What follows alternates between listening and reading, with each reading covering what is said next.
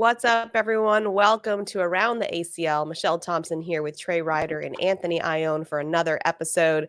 And this week, we are going to talk about the Open coming up this weekend in Ohio. We're going to get into some news around the league. We've got a Pro Teams preview, buy or sell, high or low, and then wrap it up with our hot takes. I am looking forward to some cornhole this weekend. I feel like it's not the same when I don't get to watch that. How about you, Trey? You looking forward to it? Yeah, it'll be good. I mean, really didn't know what to do with myself besides just watch football on Sunday, really, because Saturday is like not even college football anymore. It's like it's just the NFL. So yeah, I had some time. I actually got to do like things not related to cornhole this weekend. I like saw my friend I hadn't seen in like months since his wedding this weekend. It was nice. That is nice. I like free time. Yeah, we went up to the snow, which was really nice. I love going up into the cold. And it's funny because my friend who loves summer and I hate summer and she hates winter and I love winter. So she was like, "Have we been here long enough? Is it time to go?" And I'm like, "That's exactly who I am when we're outside in the summer." I'm like, "So it's been 10 minutes in the sun. I'm pretty much good." It's just so opposite. But that's why we got the Broncos, so we can go out in the snow and play. Anthony, anything exciting on your end? When does the national start? When does the pro season start? I know. It's going to be a while. April. We got to kill time until then. I actually threw some bags this weekend because I'm going through some more work in the lab on some breaking in of bags, doing some science behind that. So I was like, man, I should probably throw some bags because I got some sets I got to actually break in. So it didn't go as bad as I thought. I haven't thrown a ghost game in a long time. So I threw against ghost nines. I think I got really lucky, but I was now I'm like, man, maybe I should go try and play in a tournament, because you get one good game, but I'd probably go out there and just suck bad. But yeah, it was nice to throw some bags this weekend, and it wasn't too long. It was, maybe an hour or so, but it was nice to knock the dust off of those things, man. It was just like, well, I mean, you got all the bags behind you. Do you rotate through which ones you like? Do you ever like pick one up and be like, what does this even feel like to throw? That's all I can do. These bags cannot be thrown. They can't hit a board. They can't do anything. These are test bags. So they have to almost remain like white glove kind of thing. So I don't get to throw any of those bags behind me. But I am, I've got two sets. Thank you, Rich. I've got a couple sets of the Wizard L's that I'm going to be running through some break-in ideas and strategies, and so messing with some stuff on break-ins. So I have to take that step by step. So I had to measure the speed out of the box, and then I just washed them. So I'm going to measure the speed after wash. And then I'm going to do a couple different break-in strategies. They're all labeled like 1 through 4. So they're all going to be broken differently. And then kind of measure the speeds of those throughout the life of playing with them and see. And I've got some concepts on breaking of fibers, over time as bags are sliding on the board, and you look under these things under a microscope from out of the box versus, something that maybe has been played with a year, you start to see how the fibers break down at the microscopic level. So I think I found a way to accelerate that or mock that. Obviously I can't throw all these bags on the walls for a year each or 6 months each. So we got to figure out a way to make that happen faster from a life perspective. So I think I've figured out ways to break the fibers faster. Obviously, different washing strategies. I got to lock down one, tumbling, ways to break it in without having to throw it. It'd be cool if we could actually invent a bag break-in mechanical machine, because I think there's going to be two parts to it. And stop me if I'm getting too crazy, Meesh. You got me going here. No, it's nerdy, but I like it. But I think with bag break-in, we're going to have two things. We're going to have a chemical break-in and we're going to have a mechanical break-in. Chemical, we all know, everybody's out there messing with different ways of cooking bags or boiling them, or, different detergents or conditioners and all these different ways of chemically breaking in a bag. That I think only is going to obviously work at the material hole friendliness or the floppability. But there's that fiber breaking that we're seeing in bags. You've got pros out there that are purposely playing on concrete or purposely playing in dirt. We hear players say, I got to get my bags dirty. I got to get my bags dirty. That's going to get me where I want. I think that's more of the mechanical side. And I think what's happening is at the fiber level, we're starting to loosen up and distort those fibers. They're not so in line when bags come off of the line and you look at them under a microscope, everything's clean and in line. All the little fibers within the rows of yarn are clean. You look at a bag that's just been beat to crap and the fibers are going different directions. And I think that that's going to contribute to speed as well, which we know is going to could contribute to cuttability and rollability and stuff like that. So it's getting nerdy here in the lab, Meesh. It's getting real nerdy. I don't doubt it. No, that's all interesting stuff. And also because, they have to throw a different bag each year with the appropriate stamps. So if it takes a year to get them what they want and then it's time to get the new bag, that's not going to work either, right? Yes, exactly. So I think it's all important. All right, let's get into our open coming up this weekend in Hamilton, Ohio. This is open number 7. It's going to be January 12th through 14th. This is going to be good. But Ohio, at least when I first entered the cornhole world, was the hub of cornhole. It's like the invention of cornhole. So I don't know if that's true to this day, but that's kind of how it was when I entered the space. So I feel like we're going to have some big names there. Who you got, Trey? Yeah. I think going back to the roots a little bit, right? I mean, we're getting back to where cornhole has got a lot of its infancy there, and where a lot of people believe it was founded. So it's great. I mean, I think this is another opportunity to see a lot of really great players. I think it's going to be similar to Myrtle Beach in some regards, that you're going to see some of the best players in the world out there. You got 256 teams signed up. You get over 500 players that are going to be there. It's going to be another large open. It's one of the largest that we're going to see all year. I mean, this embodies how big some of these opens are getting. As far as, players to watch goes, there's a couple that come to mind. The first that you got to talk about, I mean, I got to look at Mark Richards and Tony Smith. They're going to be there. Anytime Mark Richards and Tony Smith walk into a building, they're going to have their eyes on them. Now, what I do find interesting a little bit behind the scenes is that Lucky Bags is coming out with a new bag. And I see on social media, on my TikTok feed, Mark Richards breaking in his new bags. And I see on my Facebook feed a live video of Tony Smith breaking in his bags. So I don't know if that's I don't know what they come out and throw, and they're, if they end up switching to a different bag, if they throw something different. I know that was part of the discussion between Mark Richards and Tony Smith, at least in the first couple opens. We saw them change bags a couple different times. In his interview, Tony Smith even said, I'm not used to someone that's been so decisive or clear on bags before, and so that's been an adjustment. So I'm interested to see how they come out. This is really the first time we've seen these two together at the same tournament since the Australia Open, which obviously they kind of dominated in a really strong fashion. So interested to see these two and how they perform. Mark Richards, if he had won Myrtle Beach, we're talking about an unprecedented level of winning. He didn't win Myrtle Beach, but still believe that he's, number 1, number 2, number 3, whatever you put him. I still would have him at number 1 player in the world right now. So excited to see them. The hottest hand in the game right now has got to be Ryan Trader. I'm watching, obviously, him. He's got something to do. He's got a chance to do something that we believe to be in the legendary status category, right? And that's win 3 open singles events in a season. If we go back and look at people that have dominated seasons before, we're talking about a very limited number of players that have ever done something like that. We saw Alex Hicks do it, his pro partner this year. We saw him do that a few years ago.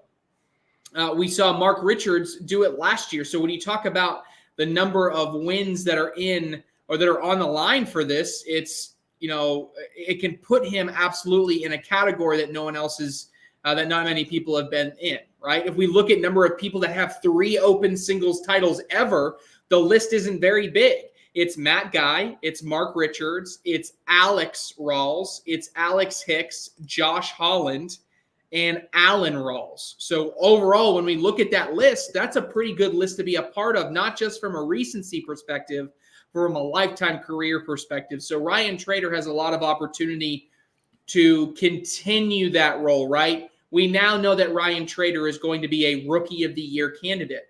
Can he start flirting with that conversation of MVP level candidate? And, he can be on his way to be in that conversation. Another pair that I'm very interested to see, if we go back 2 opens ago, we had Ethan Walker win singles 2 opens ago in Virginia. We go back to the last open, Alec Ryan, who was someone who kind of took he was kind of in this no man's land for a few months. He comes back and he makes it all the way to the finals, right? So we're talking about an Ethan Walker and Alec Ryan team as a doubles pairing that over the last 2 opens have played as well as anybody else. So now I want to see them put it together in a doubles tournament. And I think they have a really strong opportunity to come out and put a really strong performance together. Last team I'll probably mention is not a committed pro partner team, but certainly one that I think you could argue is a favorite. And if not a favorite, it's a 1, a 2, or a 3. And that's Jeremiah Ellis and Devin Harbaugh. Boom. That is a loaded team right there. And I honestly think 2 very, very similar play styles. I think Ellis is a tad more defensive than Harbaugh is, but these are high PPR guys that match that high PPR style with very stylistically with very high skill level crafted shots. They can hit the roll, they can hit the airmail, they can hit the cut, they can do everything under the sun, but they pair that with an ability to run bags just like some of the best players in the world. So this is a really, really strong partnership, and I really love this unit as a team as far as what their potential could be. And it would not surprise me if they're able to take down this whole thing. I think they should be one of the favorites to do such that. So also Hamilton and Cano in the field, Almanza Burton Jr. in the field. There's a list of a lot of really, really great players. But those are certainly the ones that I'm watching more than anyone. Anthony, who are you looking at? Yeah, I was cruising through the roster as you were talking. 36 teams that I highlighted. Obviously, we're going to have to be able to get to all of them. I mean, everything from there's storylines behind maybe a Samantha Finley, Tice Cobb, talking about where are they at right now in the game. You know, some players that were trending up or even at the top of the game at some point, all the way to teams like obviously Hissner Birchfield on the comeback, Humans Foster, Halbert Trzynski. I think there's a storyline to talk about right there. So we're not going to get to all of them. But before getting into some detail, I kind of just talking about the Open Series so far this year. And do we see any trends? And does it tell us a little bit about who might be a favorite going into this Open? So if we look at the Open singles winners so far, right? Alan Rawls, let me throw a quick filter on here real quick. We've got Alan Rawls, Ryan Trader, Mark Richards twice, Ethan Walker, and then Ryan Trader again. If we look at those players, what style of player are we going to get from those? Let me compare it to doubles real quick because I think we're going to see the same thing before I kind of give away, where I was going to go with this. On the double side, Justin Burton Jr. and Logan Chamberlain twice, Caleb Batson, Gavin Cano, Noah Almanza, Logan Chamberlain, Alec Ryan, Ethan Walker, and then Hissner Birchfield. What do all these players have in common? And to me, it is speed control.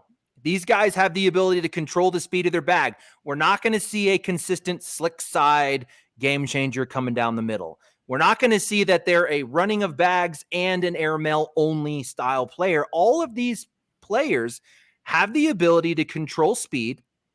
And other than probably Alan Rawls, have the ability to shape shots, whether it be a roll or a cut. Now, I'll say Alan Rawls' reverse cut is very underrated. This guy has a legit reverse cut, and he uses the heck out of it to get around blockers. But we see these players that have the ability to shape shots. They're I think you were talking about it on the air, Trey, about the 5 tools, or maybe it was Wally. I think it was a big topic in the last Open was these 5 tooled or 6 tooled shooters. And I think there was a little debate there. These players have that. They have more than the ability to run bags and shoot a good airmail. And I just kind of cross-referenced that with PPR. So I grabbed the PPR of all of these players, and I think it tells us a little bit about it. If we look at that, none of these players are averaging above a 10. And this is on the season. So this is so far on this in all events. None of them are averaging a 10. They're all sub 10. Now they all are a 9.5 and higher. And what does that mean? Is these players have the ability to score at a high rate, but also maneuver around laundry. They have the ability to score when there are blocks in the way, because I could easily go to like a Matt Guy who's throwing a 10.44 on the season, has not won anything yet. I can go to a Devin Harbaugh who's a 9.89. He's more of a bag runner. We're not going to call Harbaugh a roll guy. He can roll. He has a really legit cut, and that's why I think we see him always right there. I think he's just missing one piece of his game. If he could really develop that roll bag or overuse the cut, figure out how to get that cut to a 50. Basically, you want to be able to match your airmail with another shot. If my airmail is at 60%, can you roll at 60, 65%? Can you cut at 60, 65%? And maybe that's a little hole in Devin Harbaugh's game. Damon Dennis, he's a 9.73. He's in that category, but we know Damon Dennis is a bag runner and he has a legit airmail. I will give him credit for his cut bag. He does have a cut, but I think he can develop that a little bit more. We've seen him highlight that at the top level. AJ Sims, a 9.79. Dylan Turpin, a 9.88. A guy like Nico Morellis is up there at around a 9.8. All of these guys have the ability to score at that same rate, but they don't have the ability to score when there's a defensive play at the rate that these other guys have. Now, I think in the past we called them carpet players or role guys. I think they're that description is becoming more and more complex. It's not just the fact that they throw a carpet bag. We see guys able to roll all types of bags. I think it's the ability to shape shots with whatever bag you're having, the ability to control speed. When you see players hammering the back of the hole, they're missing a key fundamental of the game. The better there than in, the dripping the front of the hole. On a miss, they're at a level 1. They're not on the back of the hole. When players run bags at a quick rate, if they miss, they're on the back of the hole. That thing is gone. And in some cases gets and one on an airmail opportunity. So if you're missing, miss short. If you're missing, stay on the hole. And I think all of these players have the ability to do that. So kind of going over the roster, just some that you didn't mention, Trey. Tanner Halbert and Jacob Trzynski was at the top of my list, only because we saw Tanner Halbert come out with the best player in the world right now, Mark Richards, and they didn't get it done there. So do I think that he'll do better with a Jacob Trzynski? I don't think so. So I don't think that we're going to see those two winning a bracket. Although I'd like to see it happen. Two amazing players. We got Joe Neested and Jordan Power back into the field. We see Neested on this upward trend. Can they continue that? What do you guys think about Hissner and Henderson running it back? Is that something we should expect? Birchfield? Thank you. I was like, where's Henderson? Yeah. Thank you. Yeah. To an extent, you also got to factor in home field advantage. Yes, absolutely. But I would say odds would be tough against them running it back, right? You just want a good finish, right? It's so hard to win once. To win twice, I don't care who. I mean, look at Mark Richards and Tony Smith. They haven't won anything yet, right? You're almost looking for consistency and strong finishes more than I'm necessarily thinking that Hissner and Birchfield have to win again. Yeah, so if you take that into account, we're looking really close at a trader who's consistent, a Ryan Windsor who's consistent. Logan Chamberlain consistently is at the top. You know, it feels like a Jeremiah Ellis is super consistent and he's due for a breakout. You put him with a Devin Harbaugh. Maybe this is the time. You know, maybe this is the time for Devin Harbaugh to come out with a long-awaited win. And we know, correct me if I'm wrong, he still hasn't won a singles title, right? Still looking for Harbaugh. Harbaugh has. He had a breakthrough singles. He does have an open singles title. Yes. Okay. Was it at the end of last season? I'll have to check. I don't believe I can't recall either. Of last season, but yeah, I mean, he's got one open singles title. Yes. So I think that they're going to be tough.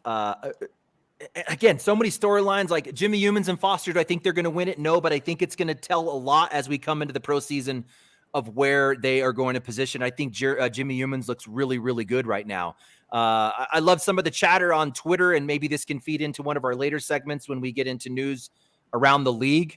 But there was talks of how tough some of these regionals are. And, you know, there was some conversation on Twitter as well as offline and a bunch of messages. And Jimmy Humans, you know, one of those guys that say, I would be a much better player if I was playing in a conference like AJ Sims and some of these guys have to do in Texas, or what we're seeing in Florida, or even some of these East Coast conferences, as well as the Great Lakes, I would be a much better player. And he's, it's almost like you hear some players say, I need to move.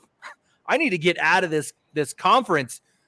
But I think the mentality of getting into those conferences to be a better player is the type of player that you're going to get from a Jimmy Humans. He wants to move to a conference like that to level him up and make him a better player. So, yeah, really, really tough.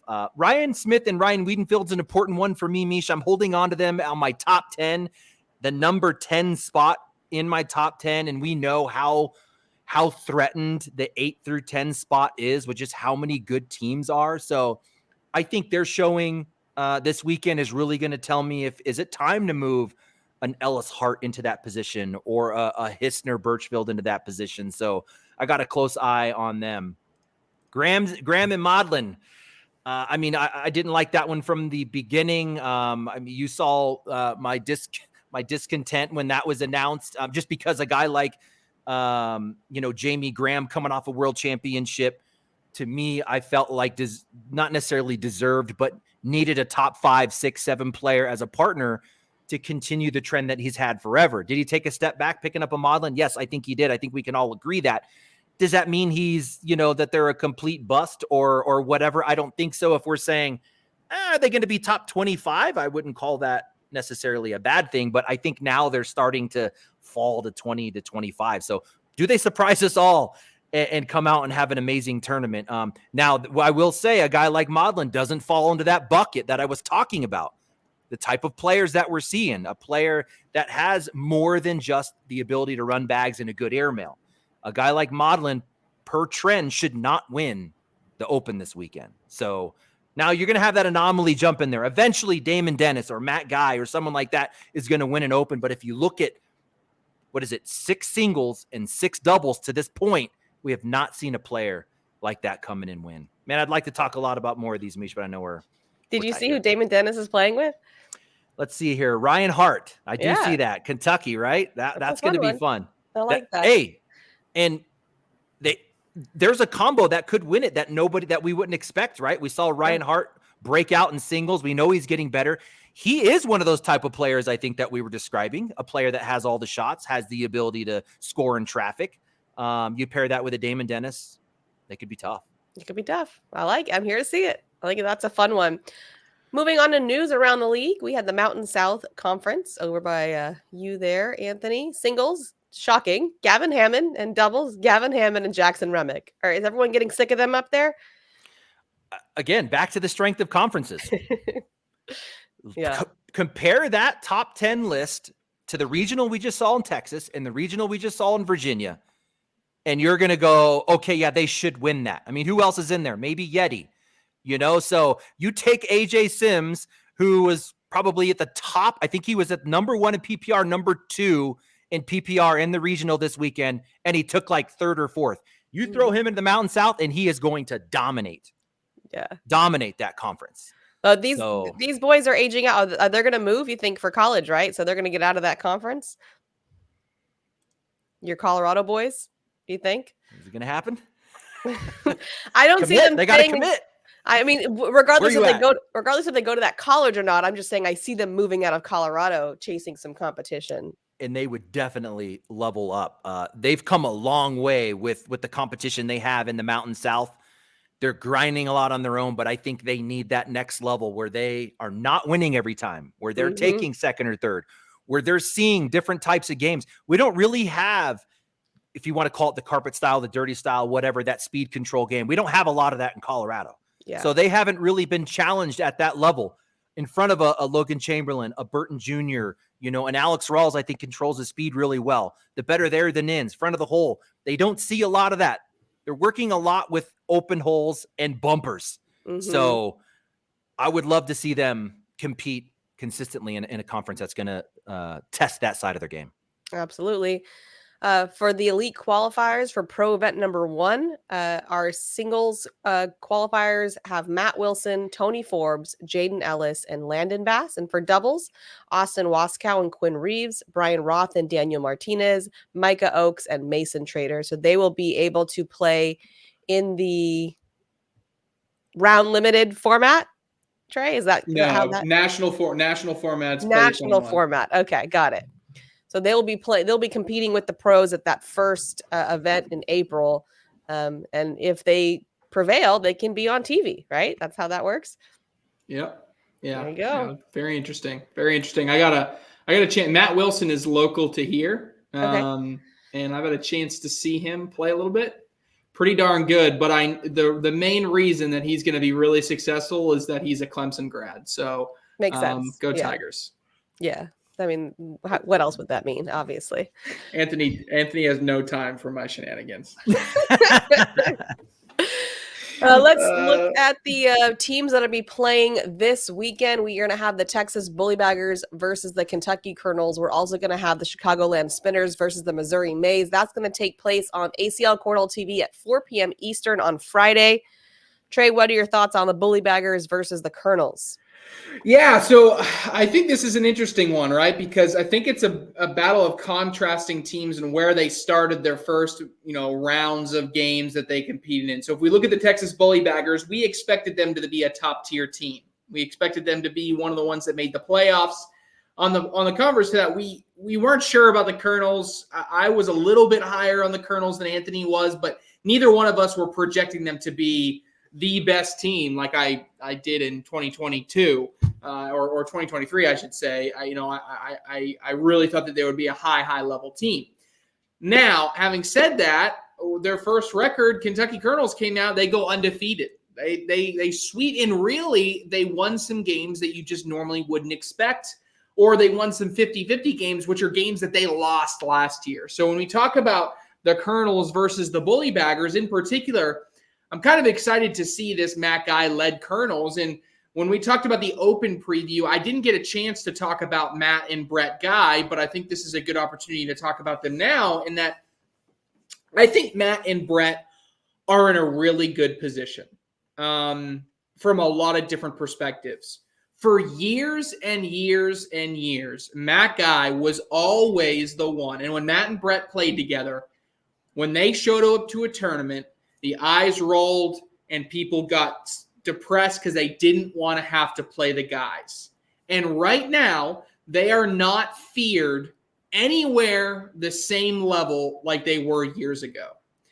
And I know that can be seen as a negative, but I'm spinning it into a positive, in that Matt and Brett Guy have an opportunity for the first time ever in their careers to be able to play the underdog card.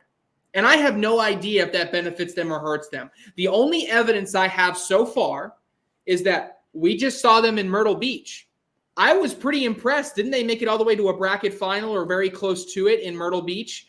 Put together a really strong performance, won a lot of games. On top of that, they go and play in teams, and they go 3-0 in teams.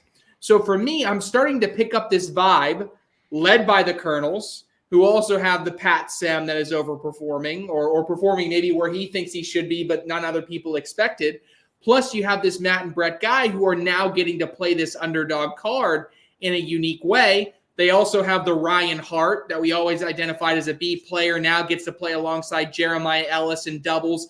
Is that propelling him extra confidence to take that next step? So all things considered, I really like the vibe that I'm getting from the Kentucky Colonels, especially as we go through the first part of this season. All right. Anthony, what do you think? Yeah, I was just kind of going down these rosters. To me, the most obvious, now the Spinners Mays to me is going to be tight. I think that one's going to come down to a close matchup. But if I look at the Colonels and the Bullybagers, Bullybagers for me, I gave an A- rating at the beginning of the season, B- for the Colonels. And if I look at the matchups, and I don't know exactly how we're going to get the matchups, but let's say we go Matt and Brett Guy versus Eddie Grindersleeve and Caleb Batson. Who wins that? Eddie and Caleb. Let's say you get Damon Dennis and Ryan Hart. That seems like they're going to play in the Open this weekend. Damon Dennis and Ryan Hart versus AJ Sims and Dylan Turpin. Who wins that? That's tight, right? That one's close. That's tight. All right, I haven't seen a lot of Dylan Turpin yet, so I'll go Dennis and Hart. Okay, change it. All right, if you go Dennis and Hart, let me change it up. Let me actually grab AJ Sims' real partner. AJ Sims and Braden Wilson versus Damon Dennis and Ryan Hart. Well, we haven't seen a lot of Braden either, right? We haven't really seen too much. It's like I'll go Dennis and Hart, but I get what you're saying. That could that could go 1-1 or 2. I mean, it could. I think odds are it could end up going 2-0 Bully Baggers, but I mean, again, the Colonels could steal 1 or 2. One more matchup. Florida people, let's go. Samantha Finley and Rule team up against Turpin and Kingfisher. Every single one of these that you've given me, I have a question mark on the Bully Bagger side. Oh, you do. So, but in a good way, like if they play to their potential, I think the point you're trying to make is that could go 3-0 Bully Baggers, and I'm not necessarily fighting you on that. But again, comes the question mark of what delivers. But I'll flip it back on you though, Anthony. If Matt Guy and Brett Guy beat Eddie Grindersleeve and Caleb Batson head to head, on a scale of 1 to 10, 10 being the most shocked, how shocked would you be? Oh, not shocked. That's my point. Yeah, like you'd say a 3 or a 4. Like you'd say, yes, I expected Eddie and Caleb to win, but I wouldn't put my house on it. And that's the thing. I think could that difference for Matt and Brett of just being able to be who they are, but now they get to play carefree and use that underdog chip on their shoulder. How many times do we see Matt Guy get angry after a game when he's got a little chip on his shoulder and you see a little bit of intensity there? Like, I think that's going to help Matt, and that may be something that we see different from this season than we've seen in previous years. I could see that for sure. Yeah, so it's going to – Oh, go ahead, Anthony. I think at the end of the day, it really comes down to who can actually show up to support their team for these opens. So important. Do you have your full roster? Maybe not. And then you said Spinners and Mays. Do you see that being close? I do. It's going to come down to who shows up. But, yeah, I have them rated like almost identical. Yeah, the Mays got to play better. I mean, the Mays go 0-3. Like, regardless, I just talked all about the Colonels. The Mays, you want to be a semifinalist. You don't go 0-3. Like, they got to show up. They got to play better. They get a long season ahead of them. I'm not hitting any type of panic button or whatever, but I just think in general they got to play a little bit better if they're going to succeed. And with the location of this open, I think that they're going to pull a lot of their teams. So you might get a true feel of what that head-to-head would look like.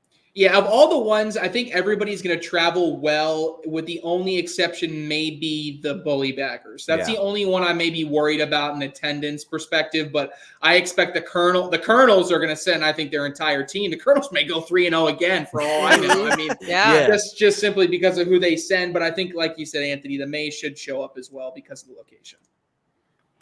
Absolutely. Moving on to buy or sell. First one, Ryan Trader can propel into 5 status with a win this weekend in singles. Top 5 status, but yes. Okay, got it. So I would say, I'm going to buy it. Look, I kind of talked about it in the open. Like, when we look at the number of people that have won 3 opens in a season, it's limited to Mark Richards and Alex Hicks, the only people that have done it. And then you extend that list a little bit to have just won 3 in general, and it's still a pretty exclusive list. And all of those people on that list at some time, especially during those seasons, we knew that they were a top 5 player, right? I think some people would argue that Ryan Trader is a top 5 player right now, and that's up for debate as well. But the idea is if you win 3 opens in a season, to me, that propels you into the conversation. You still have to do it at the pro events, but for the most part, I'm buying it. Anthony? I would buy as well, and it's not just the fact that he's winning them. The ones that he doesn't win, he's winning his bracket. So he's always right there. I'm going to buy that one, Meesh. If Tony Smith doesn't have a top 5 finish this weekend, you'd be concerned. Nope. No. We know how Anthony feels. I'm also going to sell as well. I think there's an element of always to it, and I hate it. I know. But I just think it's an open. And Tony's even said that in interviews where it's like, I think one thing that Tony is jealous of his partner Mark about is that Mark can go into an event and no matter what, he can make it be the Super Bowl. Mm-hmm. He can make it the world championship, and he can get in that mentality because he's got such a control over the mental state of his game, which is unprecedented in our game. Tony doesn't have that yet. Maybe Yeah. he will one day, but he doesn't have it right now. And so because of that, there's always an element to me of like, is Tony going to be the best that he could be possibly be? It would not surprise me if Tony Smith comes out and throws brand new bags this weekend in order to and just uses as a scouting report, right? And see how I'm going to like these throughout the rest of the season. I wouldn't be concerned. I'd love to see him finish really, really well, but I'm not going to be shocked if I don't. Selling, and Anthony, you're selling. Yeah, it's like the Jamie Graham factor. It's like, you know, the dude could take 19th in a regional and then come out and be world champ. You just never know what you're going to get out of Jamie Graham. He's always in the discussion. So yeah, same thing for me. Okay. You're worried about Frank Maudlin and Jamie Graham being a bust. Anthony's going to buy. I think he's really going to buy this. Well, what do you think a bust is? Like what ranking? Let's say top 15. Okay. So they're not top 15. That's a bust. Yeah, if they're not top 15, that's definitely a bust. Like you could even argue maybe top 10. Like if they're 10, 11, 12, I think that makes sense. But if they're not, you know, if they're 17, 18, 20, 25, that to me, that feels like a complete missed opportunity. I know their aspirations are top 5, but yeah, if that's the case, you know, I'm not worried just yet. I am going to sell it. I think there's plenty of reason to buy it. But I think there's a point that Anthony just made is it's the Jamie Graham effect. And to me, you could almost apply this to this team. And I always keep going back to what Jamie Graham and Frank Maudlin were back in 2020 when they played together. Everybody always said, Frank isn't that good. Jamie's really good. Why is he carrying him along? Blah, blah, blah. And what happened? They were always there at the end. They finished as the top 5 team. They were consistently there near and around the finals. They won a couple events. They lost a bunch of events, but they did so near the end of every tournament. I understand the game is different today, but at the same time, they are a consistent group, and I think it's taking them some time to just figure it all out and get it all together. I can't be worried about Jamie Graham just yet. Let me see the first 2 pro events, and then I'll be able to judge from there. So, okay, Anthony. Yeah, I called it a bust from the beginning. So I don't know if I could say, you know, buy or sell. I expected it to happen anyway. And not to take anything away from Maudlin. This dude is a legend, and he helped my game a lot. I'm a big Maudlin fan. We're just looking at the facts here. Let's be real. You know, Maudlin was a 40th ranked singles player last year and a 35 ranked doubles player with Cheyenne. Now, Jamie was 3rd in the world and top 15 with Matt Guy. So obviously for a guy like Graham to go out and grab a player like Maudlin when you've got all these people inside of Maudlin results wise, something was missed. But going back to what we said at the beginning of the season, bag sponsorships drive partnerships. So it's not necessarily like teams are putting together teams that they think they can win with. This is a business side of this as well, and those play a big factor into this. So I think they, whether they're going to say it or not, I shouldn't say they expect to be a bust. They obviously want to go out and win, but for them to come in and say, oh, we're going to be top 10 with the results that they had last year or that Maudlin had last year would be a stretch. Hot take all day for that one. Yeah. You expect another top 5 finish from Trey Birchfield and Adam Hisner. Sell. I don't expect it. I think this is a team that overperformed a little bit at that first, that last open that we just talked about. However, my perception of them changes if we do get that. I've always said this time and time again. It's hard to win once. It's even harder to win twice. Okay. And so for them to be a consistent player, a consistent team, someone who I value to be in that range of being a top 5 team, top 10 team, like, they have to consistently show that. Hisner is beginning to flirt with that level of consistency, right? He has made huge strides in bringing himself near the top of his game. Now, as a doubles team, I just want to see another finish or 2 before I'm getting into that category. So for now, I'm going to sell it. I don't have an expectation that they finish in the top 5 again, but if they do, then I will the next time. Mm-hmm. You'll see a pattern. Anthony? Yeah, Trey, you touched on exactly where I was going to go with this. I actually expect Hisner to play at a top 5 level in that doubles partnership. It's what do we get out of Trey Birchfield right now? I'm going to have to sell. I don't expect them to be top 5 as a doubles team. But again, it goes back to that like, oh, are you surprised if I'm not surprised, but I don't expect it. I don't expect it yet. A player from Ohio wins on home turf in either singles or doubles this weekend. This is tough, right? Because there's not a ton of players to choose from that I would deem having a legitimate chance. If I'm going to narrow those down, Noah Almanza has got a chance with Justin Burton Jr.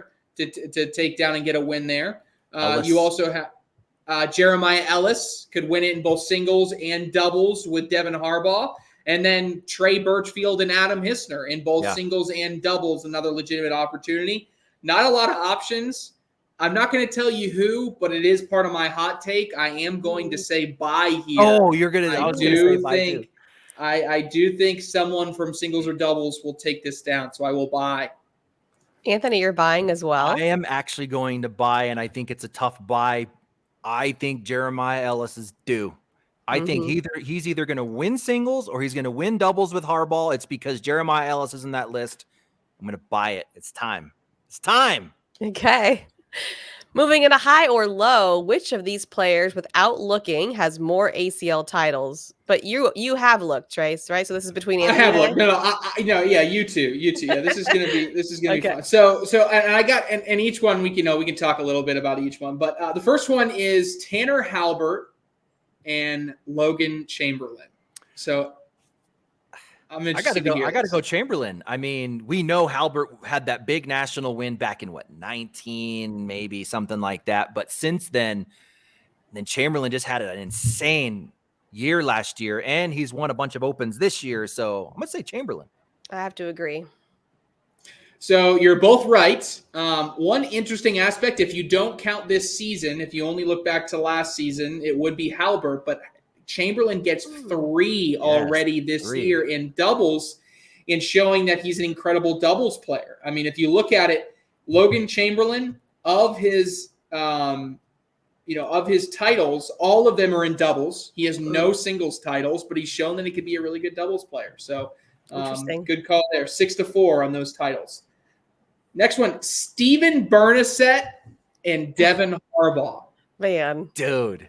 Devin has a hard time finishing. So that's tough. And then Bernasette has that national. He's got the national. He's got a 1 or 2 open doubles, I believe.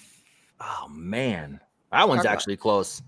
My gut says Harbaugh, and it's all from doubles. I'm going to go Bernasette. Okay. Yeah, the part of the reason I did this is because it is Bernasette. And I found that very interesting. To me, when I view, if we were to list our top, we do our top 10s, no doubt, Devin Harbaugh is always in there. And if he's not, we criticize our own selves for how idiotic we are of not putting him in there, right? Right. If you look at the rest of the people in that top 10, they're either all the loaded rookies that the only reason they don't have more titles is because they haven't been playing that long. It's like our Gavin Canos, it's our, Justin Burton Jr.'s. It's like these guys that, they're gonna be up there in all-time titles. They just need to play more than a couple years. Or it's the all-time winning people, the people that are always getting all these titles. Harbaugh doesn't fit either one of those categories. And so because of that, I just had this natural inkling to think Harbaugh's got a ton of titles. He's only got 4 total titles to Harbaugh's name. Bernassette's got 5. Okay. And to me, it was interesting and part of the reason that it caught my eye. Well, I'm very familiar with the one. That Nationals win. Guess who his first matchup was in that pro season? This guy right here. This guy right here. So, of course, when you lose, right, you want the guy you lost to win it. Absolutely. So I Makes you feel better. Through I'm like, win it. You want that guy to win. So I'm familiar with that win. That's funny. Next up, Tony Smith versus Ryan Smith. Ooh, Tony Smith versus Ryan Smith's got a lot of the he's got a ton of opens. He's got to open singles too. Yeah, and Ryan Smith has the pro shootout titles. Wait, can we go to the most second places? Definitely Tony Smith.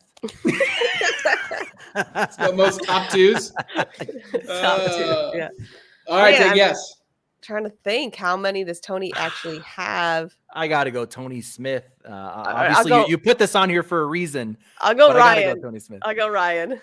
It's a trick question. They have the same. Okay. They have the same exact number of titles. They both have 7. which I find very interesting. And I think part of the reason I like to bring this up is because I, for whatever reason in my head, continuously undervalue Ryan Smith and Ryan Wiedenfeld sometimes. If I was almost in doubt that they were a top 10 team last season at certain points. Ryan Smith, I always he's a really good player, but he is an elite player, but they continue to show up there at the end. So I think sometimes we undervalue how good of a player Ryan Smith is and how much he's a winner, right? Yeah, he just finds a way to get there towards the end. And maybe part of that perception was just because I don't think Ryan Wiedenfeld lived up to the expectations that we had for him last year as a singles player. And sometimes that crowds over. Now, ultimately, is Tony Smith going to just kind of run away with it because he's been in the game around a little bit less than Ryan Smith has? But I don't know. But I just found it interesting because two players that certainly everybody knows. All right, last one, and this is interesting, kind of out of left field here, but Dylan Turpin and Tyler Poitras. Ooh. So Tyler stepped out of the game for what, a year or 2 years? Mm-hmm. Yeah, it's 2 years. 2 years. And that was the 2 years that I have been in the game. so I don't really know much about his prior success. Oh, he had a lot of success before. That's what we I've saw heard. him on. So, and I don't know. I'm gonna about go Dylan Turpin. I was gonna go Tyler. Has Dylan Turpin even won one? I don't even think. That's what I was thinking. He might. No, have he did won. a national. Didn't he win one in doubles or singles or?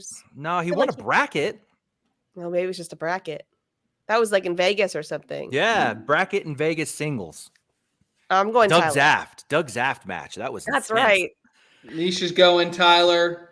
I'm gonna go Tyler. I'm trying to think of something that he's also your best second place finisher. For sure.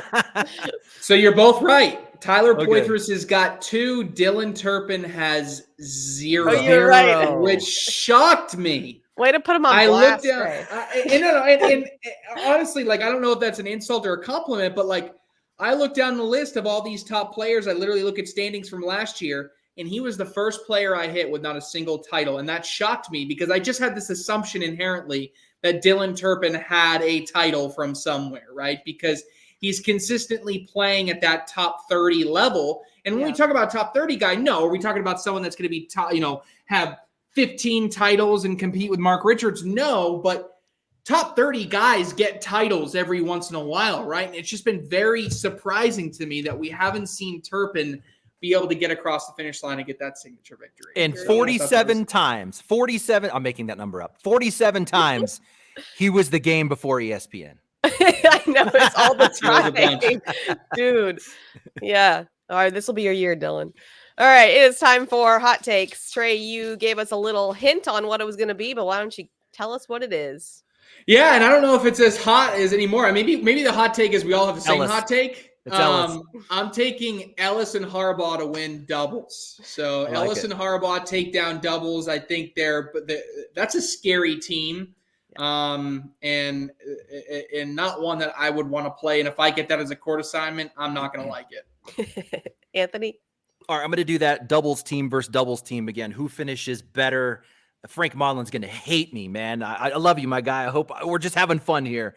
But I'm going to take some veterans in Jamie Graham and Frank Modlin versus a rookie and a non-pro. And I'm going to say the rookie and the non-pro beat Jamie Graham and Modlin, and that is Nate Stevens and Caden Allen as a hot take. Oh, I didn't see that team. That's okay. That's a hot team. So that's like a former pro, non-pro. Former pro and a rookie against legends. Pro. I don't know if mine's hot or not, but I'm taking Mark Richards and Tony Smith. I feel like they're due. It's time. They're going to have to go through a tough field, but I think another warm Meesh take. Well, queen of warm takes. As Trey's was hot. I mean, come on. All right. We will see what happens this weekend. Make sure you tune in, and we'll see you guys all next time.